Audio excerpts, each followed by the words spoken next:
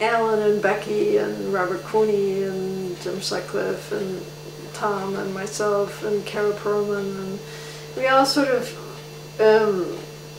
Alan and Becky especially did, and Andrea did the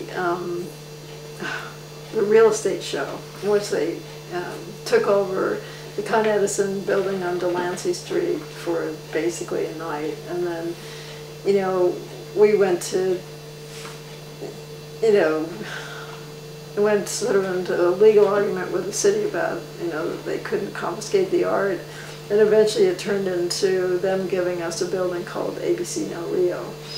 But CoLab never wanted to own real estate because we felt that that would sort of destroy the, you know, once you start owning real estate as a group or as you become an institution. So we sort of set it up, Alan was very instrumental, and Andrea and Becky, setting it up as a sort of, you know, ongoing, a building where ongoing shows and different people would sort of run it. And so it's now has a life of its own. Did that work to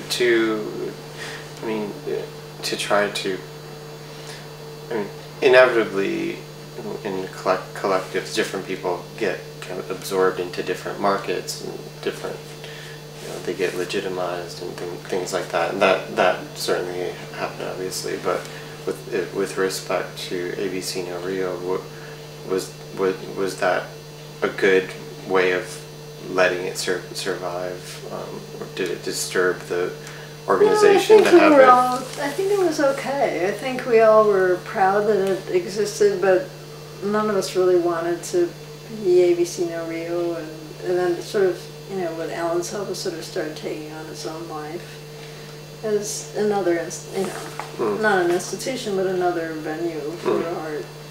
You know, in the beginning we all showed stuff, a lot of stuff, you know, there, but also as it was getting going, we were sort of, you know, I would say CoLab basically, in terms of Times Square show was the last one, which was June 1980, in which it was, you know, a non-curated, really sort of open show organized and paid for by CoLab. I mean, we did get a grant and sunk quite a bit of money into it.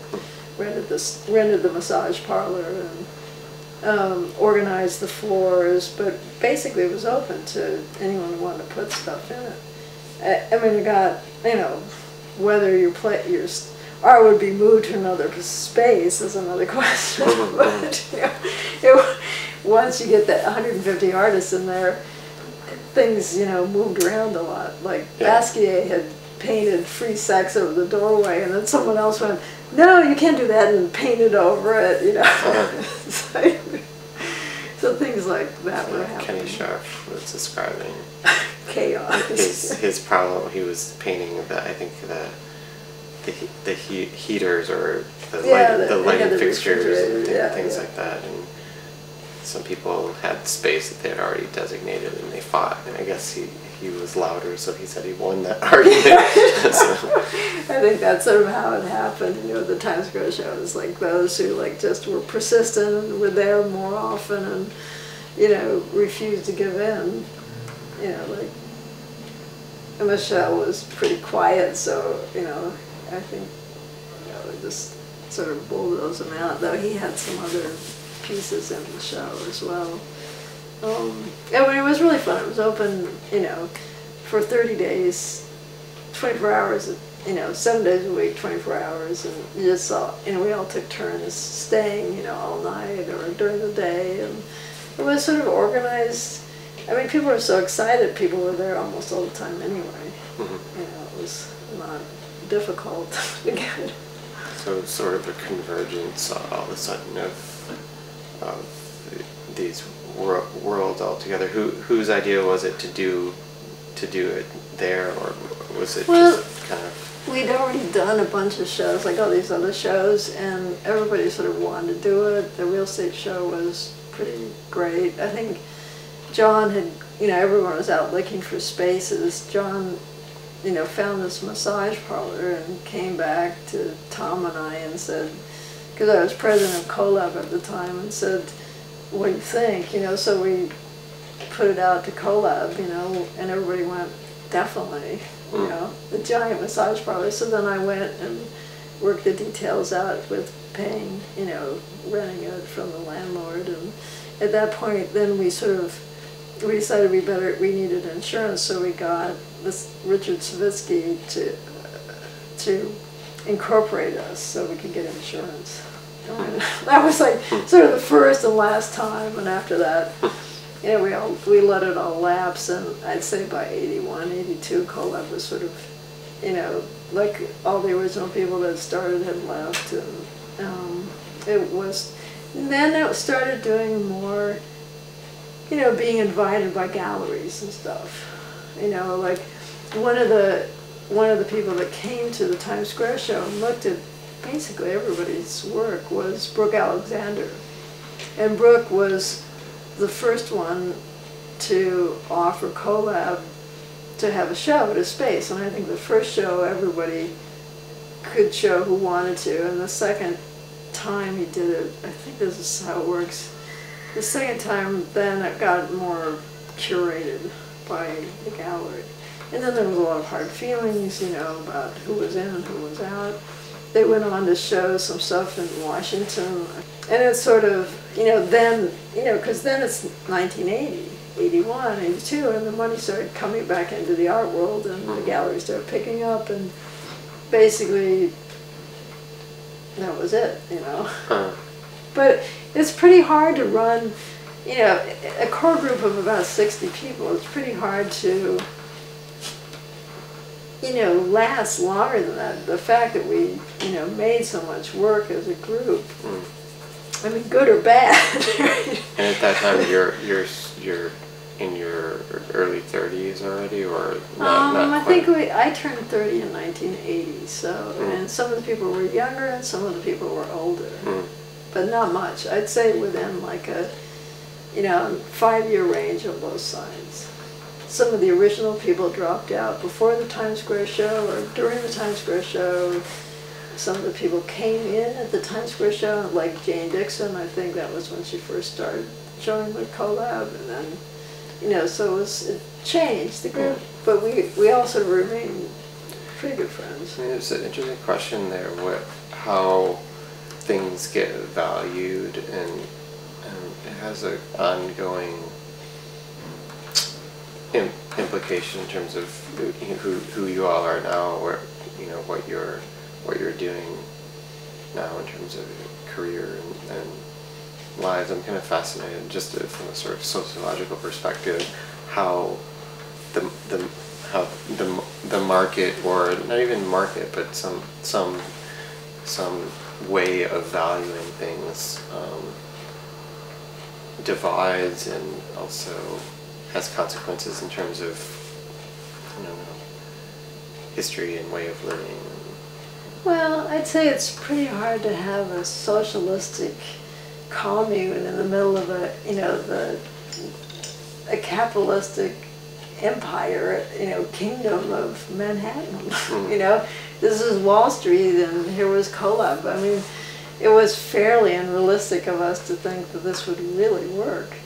But, you know, I would say everybody was pretty idealistic, and, you know, it caused a lot of sort of bitterness on and off, and fighting, and, you know, still bitterness maybe with those that have galleries and those that don't. But then, you know, now we've all gotten older, and it doesn't seem so important, you know. I mean, people that had galleries have lost them lately, so I think people are much more sympathetic than they were, you know, 15 years ago. That's the first time that I remember anyone using the term socialistic. But was it self-consciously thinking of itself in that way as a? Well, not everyone. I mean, there was, you know, I forgot to mention New Cinema, which is Eric Mitchell, James Nares, Becky Johnson. You know, they were a little more. I mean, there were a bunch of groups. Fashion Moda came in. There were a bunch of groups that came in and asked for money from collab, and basically we had voted that if 3 members or more, you know, wanted to put money into something, we could do it, even if it was, you know, even though some of those places were sort of curated. You know, there was still like New Cinema didn't let everyone show films there, and Fashion Mode certainly didn't let everyone show there, and you know, Night Shift was its own theater group, and but I think, you know, basically people sort of were friends in a lot of different areas, and so if people wanted to come and ask us for money, and we knew them, and they sat to these non-hierarchy sort of, you know, like everybody's just like try to get something done. If there's no hierarchy, it's really difficult. But people, if they sat through these meetings, I think that the requirement for being a CoLab member was to sit through 3 meetings, 3 consecutive meetings, sign in, sign out, and then you were a member. And you could ask for money for projects. Were they monthly or weekly? How long did they last? I'd say they were like monthly. Oh God, they would last like 3 or 4 hours. I mean, it would just like beat you down. You know, I have audio tapes of some of them. They just go on and on. But on the other hand, we did get, you know, 2 magazines, 3 cable shows, and numerous art shows organized. And you know, I'd say most of us would say it was, you know, in its own weird way fun. I don't, you know, in a way it seemed more like thinking about making art. It was like a way to think about making art, and you know, we weren't. Some of the people in the group were, you know, better at putting their art together. You know, you would say it was maybe better art, and other people were just learning how to make art. I mean, it was like a mix of people. Some people didn't want the people that weren't as skilled or hadn't been making art as long to be in the group. And, you know, it was like, so there was a lot of arguing going on, and people did come and go, and, you know. I mean, talking to someone like Diego, who, you know, now has a professional role in a way in terms of the art market, the way that he looks at the value of collab as art is, I don't know if that was true then too, but he's kind of you know, has a hardcore perspective about what's valuable and not in that history. Well, it may not be valuable. I mean, look at, you know, the sort of artists that everyone knows are Kiki Smith, Tom Arnes, and Jenny Holzer, and none of them were doing anything before collab. Maybe they were making art, but it wasn't taken seriously. They weren't in any galleries. You know, it wasn't until, you know, Jenny and I did the Manifesto show, and then we did the offices of Coleen Fitzgibbon, Holzer, Naden, Prince, and Winters during collab. You know, it was also 79, I think, and we did that for a year, as well as all being part of collab, except for Prince. Right? Richard said no, he couldn't stand to be in those meetings. So I think, you know, Diego may be correct that, you know, the art itself from that period is suspect, but that from that people learned something about making their art, working with other people, and sort of getting it out, you know. And I mean, Tom was at the Times Square show was probably the first. He'd been making art, but and wasn't showing, you know, nobody was showing art, and he was making these little plaster figures. And it wasn't until Brooke came, you know, showed us in these group shows, and then said to Tom, you know, Tom said to him, well, how about if I make them slightly bigger? And, you know, the next, how about if I make them in bronze? You know, this, you know, so like, Brooke sort of left it open if people wanted to go, you know, if they had ideas of what to do. He was pretty supportive in the beginning, I think. And you were still doing film, video yeah, during I've this done one? film and video all the way through. So, and it also for me was difficult because there was no, I didn't really want to make sculpture or paintings, and so you don't go that direction. I mean, it's pretty hard to make a living in the art world. And also I thought, you know, in 1980, I'm thinking, well, there's no way to make any money from the art world. Let me go back into the professional film world, and so I started working as a producer. Meanwhile, like the art world sort of took off. Bad timing. But, you know, on the other hand, as a filmmaker, you know, it was great. I worked for CNN and Nightly Business Report and Biz News and Nigerian television, and then I worked, you know, as a, you know, I did satellite, you know, connections and did all kinds of things, you know, produced for independent features and for,